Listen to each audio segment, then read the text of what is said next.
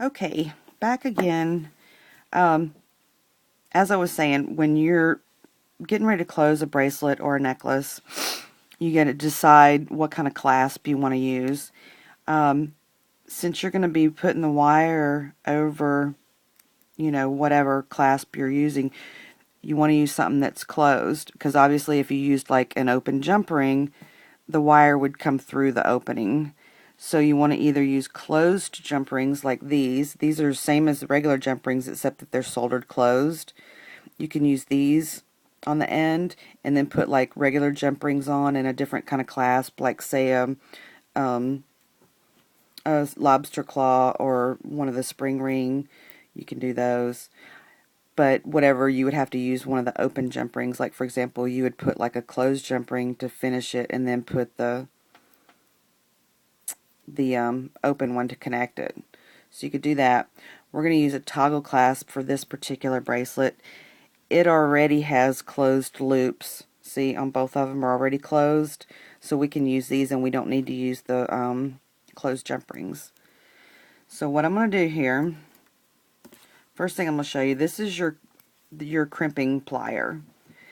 Now what's different about this, you'll see, is that it has like looks like little teeth in it.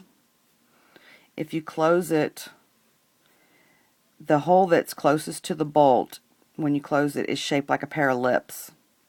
And the hole closest to the tip is more of an oval. When you're crimping, you always use the one that's the lips first. Okay? I'm going to show you how to do that. So I'm going to put on my crimping bead. This is that little tiny crimping bead, and I'm going to try to do it so you can see. Okay, I've put my crimping bead on there. Now I'm going to thread it through the loop on the toggle, and then I'm going to come back through my crimp bead, thread it back through there again. Also, for security, I sort of like to thread it back through the first couple of beads on the top, that I'm on the piece. So see what I've done?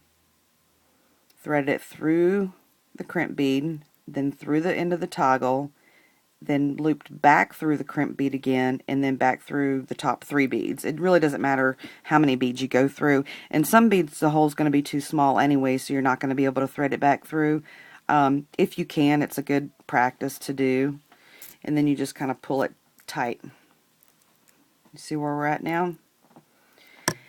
Now, when you get ready to crimp, when you're holding your, whether it be a closed jump ring or toggle or whatever clasp you're using, kind of hold it sideways so that you're looking straight at the loop of the wire going across it.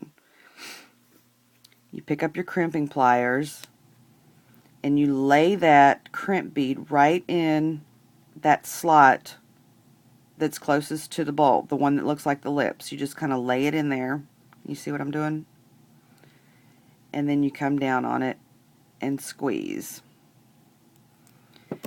Hopefully you can see this okay in the video. When it crimped it, what it does is it basically pinches it down in the middle so that the wire is actually going through the 2 side channels and it's pinched down in the middle. Okay? Now what you want to do when you have it like that, you want to turn it on its side again, where this will actually be straight up, but the wire and the crimp bead will be sideways. You pick up your crimp pliers again. This time you're going to lay it in the first slot, the one closest to the tip. Okay, you see what I'm doing? And you're going to squeeze again. Now what that does, hopefully you can see this, what it does is it basically folds it in half. So that crimp bead is now secure and it's holding the wire in place and it's not going to go anywhere. You see that? It's not going to come apart. It's already secured. And in fact, at this point, if you screw up, you pretty much have to trash the piece and start over, because once you've crimped it, there's no getting it back apart. Okay? So then we just trim off this excess piece right here. And that side is done. Now we'll come back around this way and we'll do it again. Let you see what I'm doing. Pick up my crimp bead. See? I'm gonna, oops, these things are so small. I need to cut my nails so I can work on this stuff better. Thread it through the crimp bead.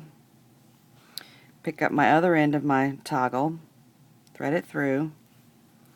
Loop it back through the crimp bead.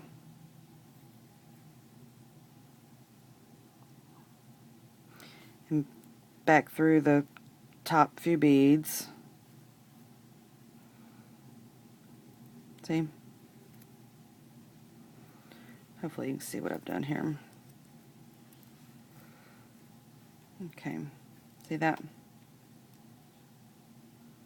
Now I'm going to pull it tight. It's especially important when you're on the second end, when you're doing the second side, to make sure it's pulled tight, because if you don't, then your piece is going to have loose beads and it's not going to look right. So make sure it's pulled tight. Hold your clasp sideways again so that you can see the loop going this way. Pick up your crimpers. Again, lay it in the one closest to the bolt. There's a little slot there. Just lay it in there and crimp. Squeeze it shut. Again, it pinches it closed in the middle. Turn it to the side. Lay it in the first slot and squeeze again, and it folds it in half, completing it. Then I take my nippers and I trim, and it's done. But wait, that's not all, folks. Another thing that's kind of neat, and I usually do this, especially with these kind of pieces, there's one more step that you can do just to kind of finish it off and make it look really nice. These are called crimp covers. They look like little clamshell type beads. Now what these do, you put these on top of the crimp and it covers them up. Because see the way it is now, you can sort of see the little crimp bead, and you know, there's nothing wrong with that, but if you just want a nice polished looking piece, put your little crimp cover over top of it. And if you got long nails, it's really hard to get it on. Sometimes you gotta like hold it with one of these things and just stick it on there. So you get it on there. You get it on there. You know, in the first video I made, these things went on with no problem, and I made it look totally seamless. And now, it's like not wanting to go on. Alright, are you on there? Sorta? Alright, there it is. Okay. See how I just kind of slipped that on there, and then you take your flat nose pliers and you just kind of close it. See, and what that does is now you've got two finished beads at the end instead of the crimp bead at the end. You see what I'm talking about? So it just finishes it off.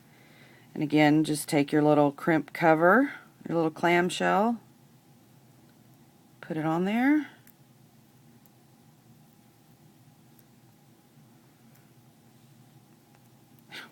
I really need to cut my nails.